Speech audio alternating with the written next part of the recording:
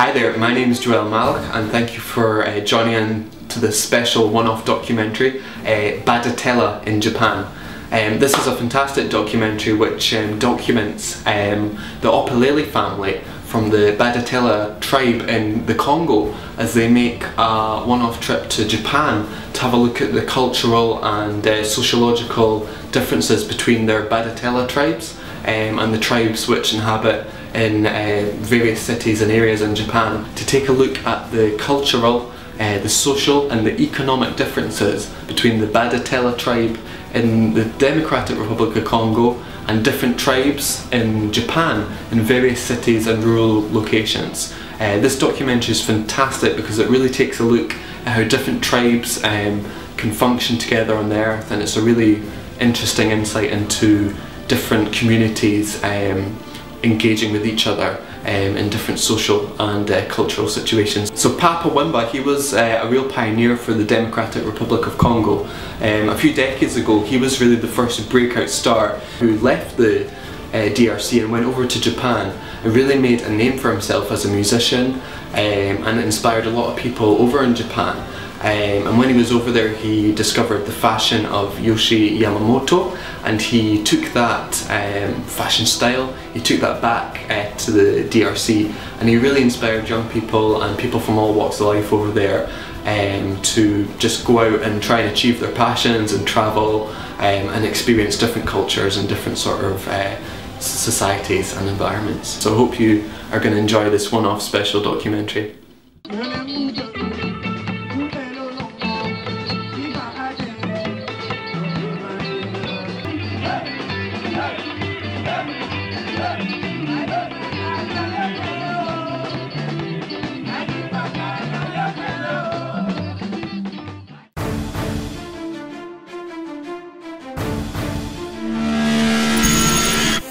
Avis pour les amateurs de la culture. Documentaire sur le Japon. Badatella au Japon. Un rêve de longue date, enfin réalisé. Un documentaire en version originale qui retrace la vie de l'homme. Un homme en provenance du cœur de l'Afrique, rêvant d'une vie en or au pays du soleil levant. Le Japon.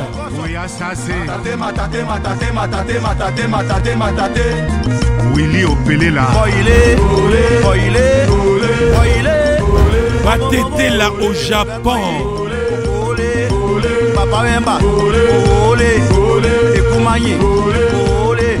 Le Japon, une destination paradisiaque pour l'Africain, le Mutetela de son état, stimulé depuis plus d'une vingtaine d'années par la méga star de la chanson Papa Wemba, le Kuruyaka.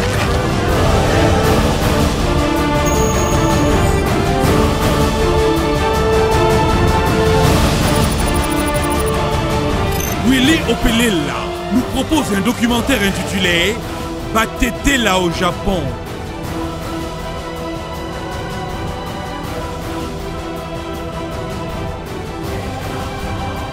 Un documentaire qui retrace la vie, des vérités, des révélations, des surprises de la vie au Japon. Badatella au Japon, avec la participation de Willy Opelela, Herman Opelele, Sarah Opelele, Brigitte Opelele, dans un thème développé, un rêve dans la réalité. Hommage spécial à Papa Wemba pour avoir fait rêver les Africains et surtout les Congolais.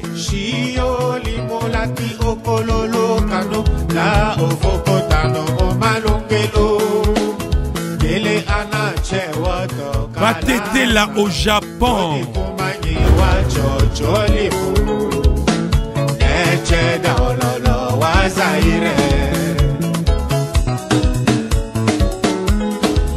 Wakalele fula, ana wakalele fula, kabongoka ilasu. Ato wakalele fula, ana wakalele fula, kabonjena kanalokumi.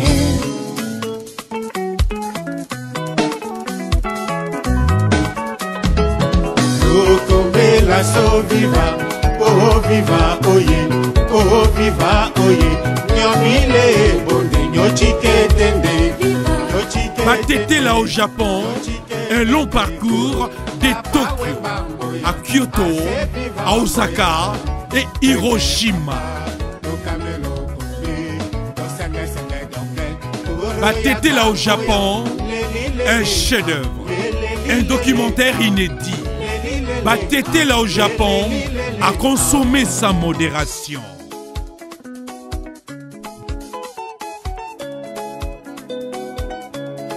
L'expérience d'un peuple étranger au pays du soleil levant, au Japon, et Zalakaboye.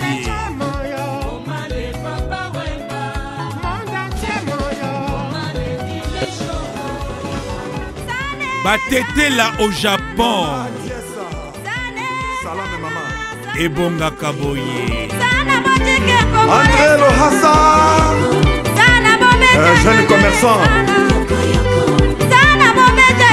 Jean-Claude Kassongo. Bina sana te.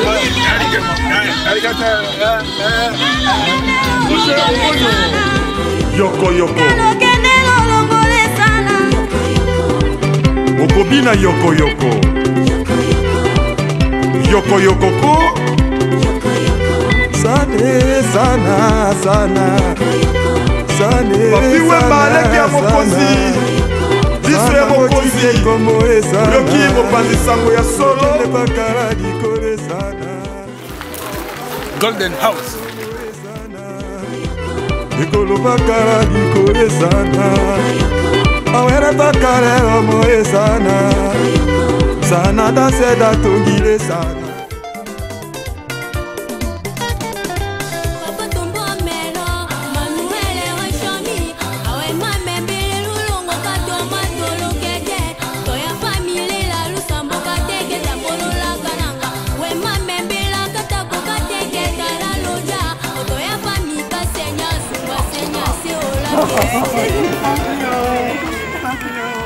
La vie des Japonais, la mode, l'hospitalité, la religion, la médecine, bref, l'expertise de tout un peuple, vécu par l'homme, Willy Opelela.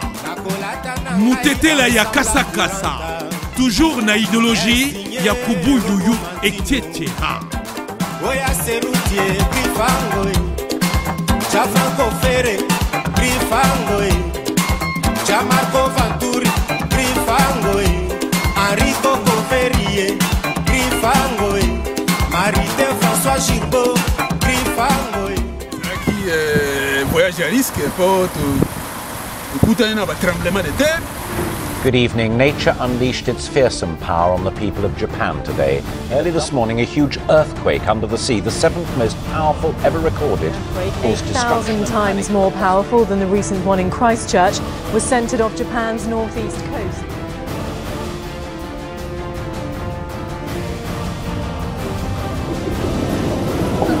Oh, nyoso, donc ma budingo nyoso robe ngana ki tremblement de terre.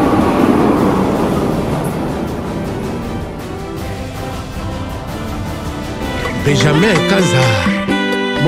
Un Mutete là au Japon, ou les Batete là au Japon. Un rêve devenu réalité grâce au parcours de Kinshasa, Tokyo, Osaka, Hiroshima. And people also culturally curious, they're interested in my skin color. Nalelaki, journée wana mobibara. Quantité ya maya misonanga Fire is a symbol of the explosion happened. So when the explosion happened, the whole place just went completely nuclear collapse. En effet, originaire de l'ethnie Batetela et stimulé par la tournée musicale de la méga star Papa Wemba et son groupe au pays du soleil levant, le Japon,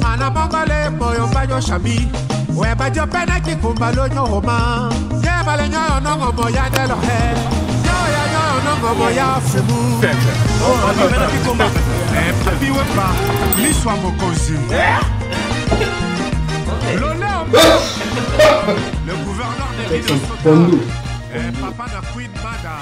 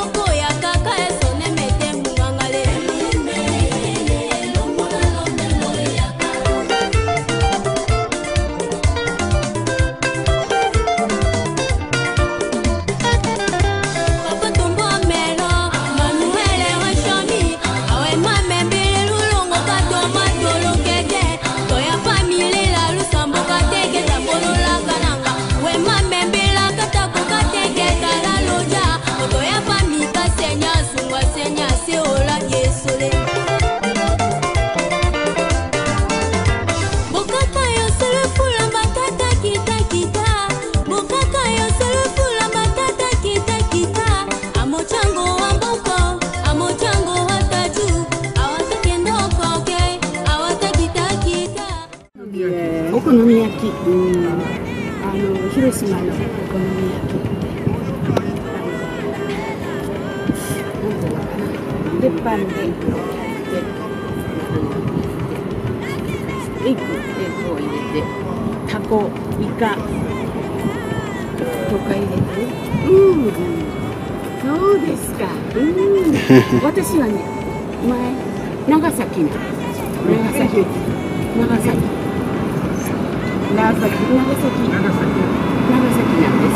出身。言葉がわからないけど、長崎です。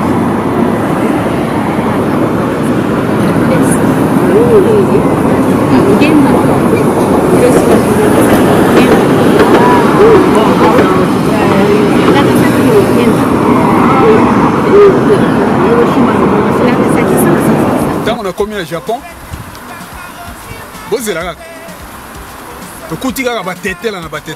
physiquement, mais idéologiquement. La majorité des Japonais, tout, village, Osaka, Bakombe, Oyokololo, Oyema, même Yamamoto, Yanakatako Kombe, Bakombo est belé qui t'était là, comme on a dit non, mais ils ont hasard ou bien on essaie un peu de se poser des questions. 18 mois pour petit renseignement, mais on a dossier on a été juste pour voyez que non, c'est parti on a intitulé le documentaire Batete le Japon. Mais dossier on a l'international Nolita avec ça vient ailleurs, ça vient à Bissau, qui est aussi un grand journaliste d'investigation.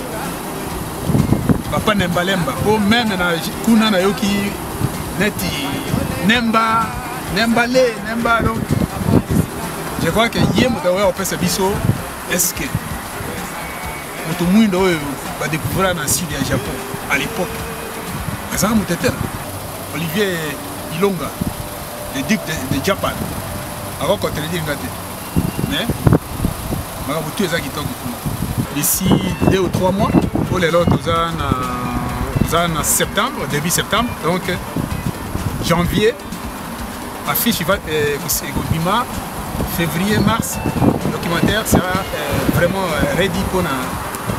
Mais Gaïté m'a série documentaire, vous voyez, ici, il va série documentaire. Donc, Batete là au Japon. Batete là au Japon. L'expérience d'un peuple étranger au pays du soleil levant, au Japon, ezalaka boye. Batete là au Japon, ebongaka boye.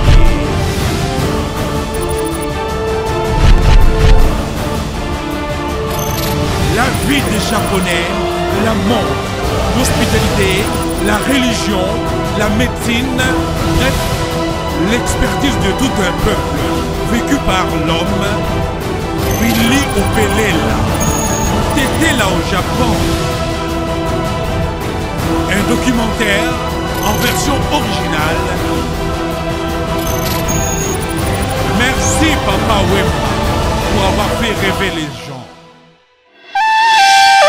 Riva de la people! Zolosia Branches. Stratège Sami Mikobi. Et le PDG Tario Molongo. Boyoka Yelombe le mkuru ya Kalinya pesa lisolo ya couloir. bana na bana bobendana bovanda mangoko to mayaya nekebe neketike po ebende kaka ekumbaka ebende o kasi mvula ekolisaka ebale te Myriam Kone na Bruxelles mbala ya nsima soki ngungi aye na litoi na yo tika oyoka lisolo na ye ta mosu lisolo ya kitoko seraki nzangala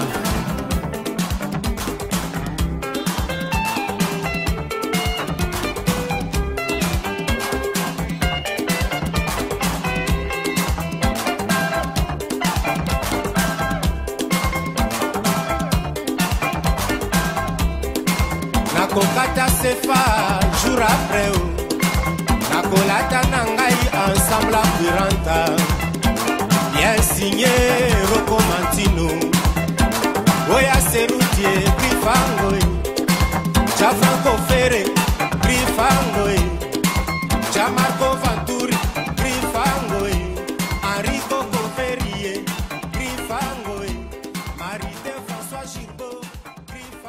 My name is Willie Opelele. Is my family name. But now most people call me Willie Opelela. But the first person who called me Willie Opelela was one of the most famous artists who is also my idol. It's Papa Wemba. Zolos ya branches. Stratège Sami Mikobi.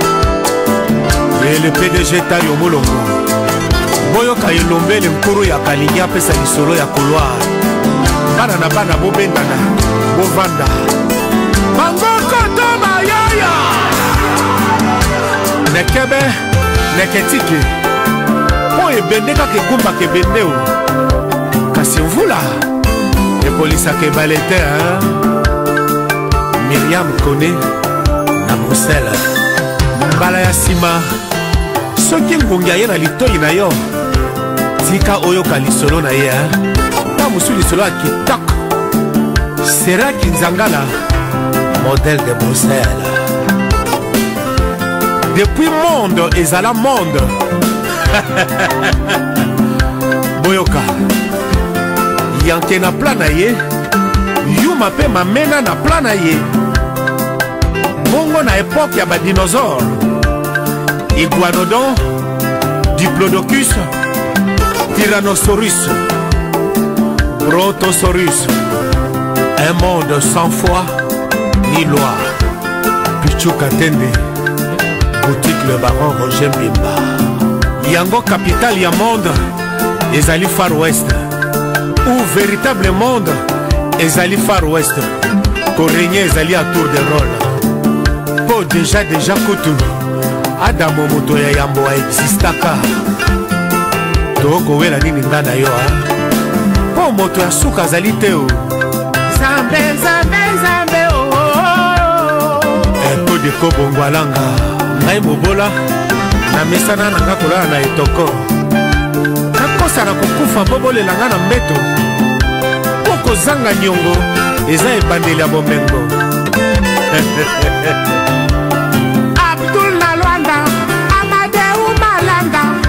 Alex Fumonti, hymne national, Adam Felonda, Aimé Abilio, Aimé Sokofe, Shakira Fumonsi, Jean-Jacques Panda, Olivier Sonoro, Donatella, Sisi Selenge, Soba de Soba, Sandou Kotie, Nalwanda, Mami Pendoe, Mangoko to na yo mama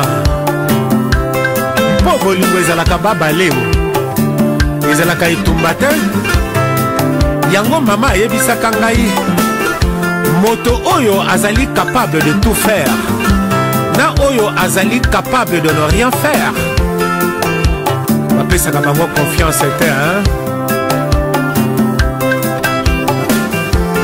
senga na nzambe akolisa yo kasi kosenga ye te oleka moninga na yo na molai ye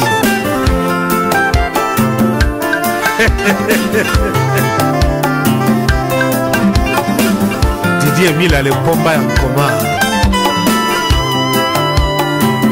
Alors bayaya mpona kosukisa système à mondo ezali boye.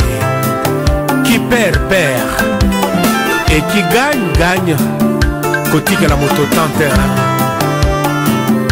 Etabebali yango na mposo te. Elengi na yango longola mposo. Ezali lingolo to lipela te.